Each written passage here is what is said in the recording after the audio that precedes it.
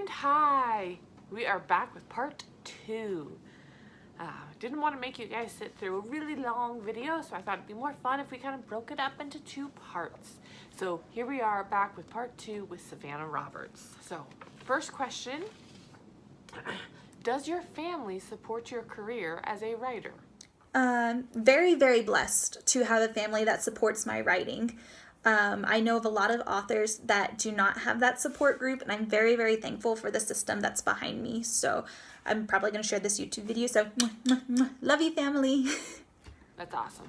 That is so awesome. That's great. I love that your family supports you. How long did it take you to finish writing your very first book as a kid, and how long did it take you to write your first book as an adult?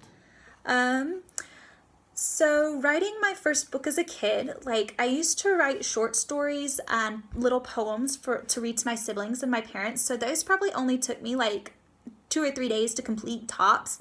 But I first seriously started writing when I was 10 years old, and I hand wrote basically a 136-page novel. And basically, I think that took me a couple of months. I can't really remember. That's all kind of fuzzy. But that's basically, the first novel that I really, really wrote and made me realize I want to do this. Smoke and Mirrors, again, it took me about at least 2 years to get through. I'm pretty sure it was over 3, just because I'd been writing on that book for a long time. Je t'ai vu took me about 5 months to write, and then Villager only took me 1.5. Wow, that is... Wow, that's so amazing. 10 years old, and you had a 132-page book written. That's just mind-boggling. Amazing. See, you guys, I told you, she's just amazing. In Smoke and Mirrors, you weave a beautiful story that tells of a corrupted government and a huge mistreatment of females. Where did this story idea come from? So thank you for your kind words about Smoke and Mirrors. To be completely honest, Smoke and Mirrors didn't start off as the type of story that it ended up being. It originally was a fantasy, and then it became like a steampunk kind of thing, and then it did become a dystopian much later on, but it had a different plot than what it has now. And I had to tailor it a lot and work on it a lot to finally realize what I wanted it to be. And basically, I wanted to try my hand at dystopian just because I think it has so much potential, and I was really disappointed with how The Hunger Games was carried about and how most dystopian books are written, because I feel like if it's a dystopian and it's supposed to take place in after this horrible thing that's happened in America, I want it to feel realistic, I want it to feel the best dystopian story is one that you feel like can actually happen. And I feel like that was said by somebody, and I'm just paraphrasing, but that's just how I feel too. And so for me, I really wanted to write a story where the dystopian felt like it could actually happen someday. And so that's how it started off. And then I remember listening to Snow by Sleeping at Last. It's a beautiful song. And while I was listening to that song in my room, I remember thinking about this cast of characters and imagining, it's snowing and they're in trouble and all of these characters have to grow up too fast, but they're this close, tight-knit family, and then all of these bad things happen to them. And so that was basically the start of how I started to think up Smoke and Mirrors. And honestly, one of the most prominent themes that I wanted to include in this story was that no matter how dark your past, no matter your past mistakes and failures, no matter what, you are still worth loving, still worth saving, still worth so much more than you credit yourself to be. And it's really my hope that throughout all of the bad things that happen in Smoke and Mirrors to these characters, that's the theme that shines through. Wow, that's kind of cool that it evolved into this. Are there characters, locations, or events that you include in your books that stem from your personal life? So I don't normally include characters or events in books that stem from my personal life, at least not very much, but I definitely do locations. I think I mentioned this in an earlier question, but hubby took me to Paris for our honeymoon. So everywhere Tom and Sarah go in Je t'ai vu were places that hubby and I visited on our honeymoon. So that was really, really fun to include them in this novella. Will there be more books after the Villager series in the future? Will future books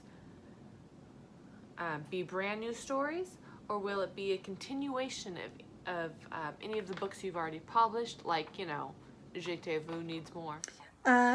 So there will definitely be books after Villager. I'm hoping to release Calmerian Duology Book 2 in the fall, and there will be more on that, hopefully in the next month or two.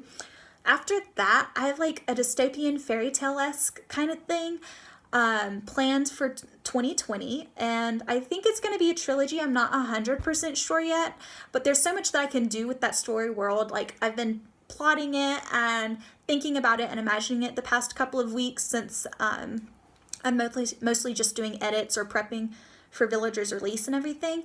And so this story world is massive, and so I feel like not only can the trilogy work there, but there are so many things that can go into it as well. And I admit that as of right now, Je t'ai vu does not have a sequel. It didn't really do as well with my target market as I was hoping.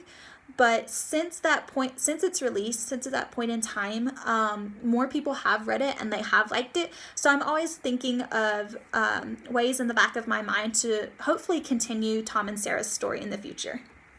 Well, I hope you do continue it.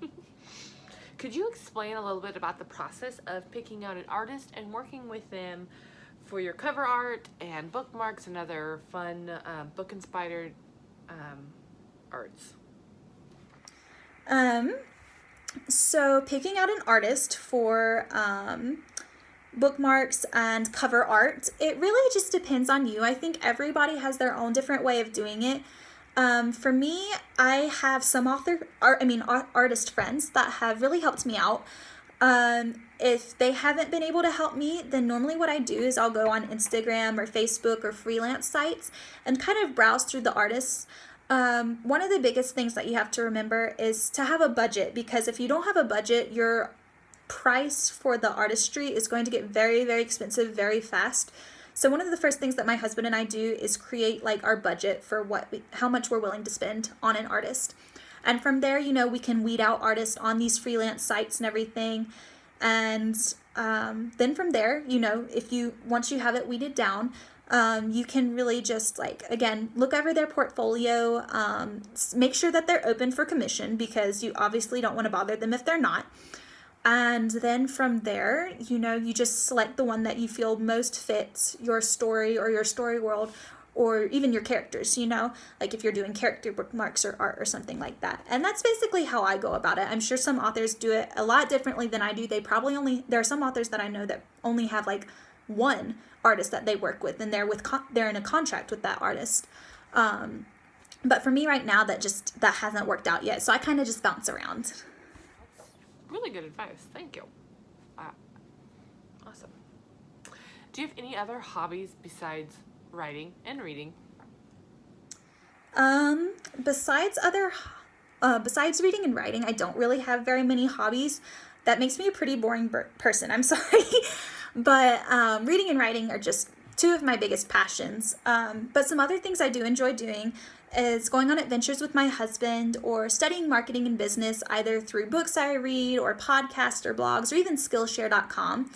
And I also love to jam out to music when I'm in private, and then also create music playlists for my characters or upcoming stories. So those are really fun things for me that I enjoy doing. Music's always good. What advice would you give to other potential writers trying to write a book? And if I could give advice to any other potential writers trying to write a book, I would definitely say, first and foremost, write for yourself. Don't fall into the trap that I did, where I let other people dictate how I could write, and I ended up not writing just based on what they had said. So write for yourself first and foremost, because you have something to say. Write the things you need to say. Don't worry about the people that may not like it or may disagree, because you're not writing for them. You're writing for you. And then second, just keep at it, because writing is hard. You're going to have days where you don't want to write, and you're going to have days where all you want to do is clean the house, and you're going to have days where you struggle with self-doubt and you're not really sure whether it's worth it. But if you truly believe in your writing and what you're willing to say, then go for it. Like, accept the hard days, accept that you're going to have them, but keep moving forward because you do have something to say and it's important for you to share it. Believe in yourself and take care of yourself through the entire process too, because again, it's hard. So again, just really, really focus on your writing and who you are as a writer. And that would be the advice that I would give. Great advice. I love it. Thank you. Thank you for taking time to answer these questions. I really, really appreciate it. It has been fun to have you on here. So you guys, that was Savanna Roberts. She did a great job. Thank you so much, Savanna, for taking the time to answer these questions. And I can't wait to read what you come up with next, because so far your books have been awesome. So if you guys like this video, please give it a big thumbs up and ring that little ding ding ding button so that you never miss a video. Oh, but subscribe first. You will need to subscribe to do that. So thank you guys for your time. Have a great day. Bye.